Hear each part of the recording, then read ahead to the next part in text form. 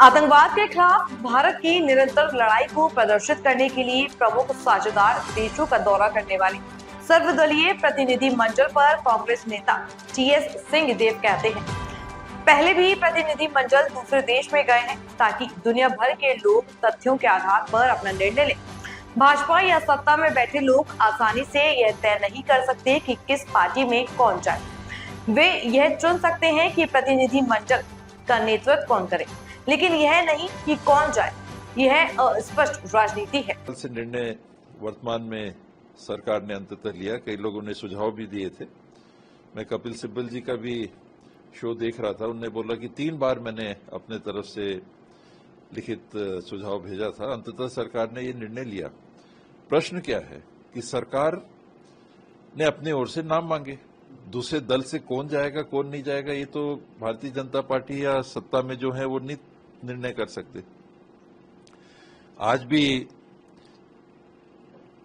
कभी कभी शंका होती है, लेकिन मानना चाहिए कि स्वतंत्र प्रजातंत्र देश में स्थापित है कि जो राजनीतिक दल हैं अभी भी उनको अधिकार है कि सरकार के किसी काम में अगर सहभागी बनना है तो वो अपने प्रतिनिधि भेजेंगे और सरकार नहीं चुनेगी। सरकार अगर चुन रही है तो 543 सांसद उनके हो गए।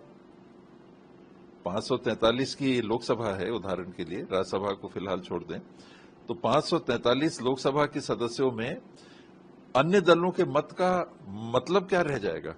अगर कहा किस फोरम पे सरकार अगर वार्ता चाहती है या सहभागिता चाहती है तो कौन उनको भेजेगा, वो कैसे कोऑप्ट कर सकते हैं। और नाम अगर मांगे गए जैसा आप कह रहे हैं तो उसके बाद तो दूसरी बात होनी ही नहीं चाहिए। सारे जो राजनीतिक दल हैं, पंजीकृत राजनीतिक दल हैं, राष्ट्रीय स्तर के और राज्य स्तर के पंजीकृत चुनाव आयोग में मान्यता प्राप्त राजनीतिक दल हैं, जिनको देश के मतदाताओं को मत भी मिलता है। भारतीय जनता पार्टी और एनडीए आज अगर सत्ता में है तो केवल इसलिए है कि उनको मत मिल रहा है। तो लोगों के मत का भी आप अनादर कर रहे हो कि जो चुन के दूसरे दल से लोग आए हैं उनको आप अब चुनोगे कि कौन कहां जाएगा। ये कैसे हो सकता है। तो ये राजनीति जब भारतीय जनता पार्टी ने की है तो ये स्थिति उत्पन्न हो गई।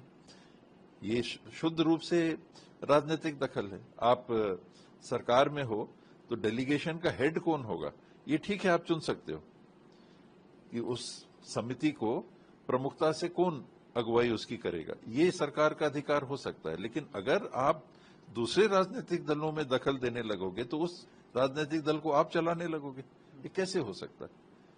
एक छोटा युवा भी इस बात को समझ सकता है कि ये राजनीतिक राष्ट्रीय स्तर के राजनीतिज्ञों को तो छोड़ दीजिए, तो ये बहुत भद्दी राजनीति।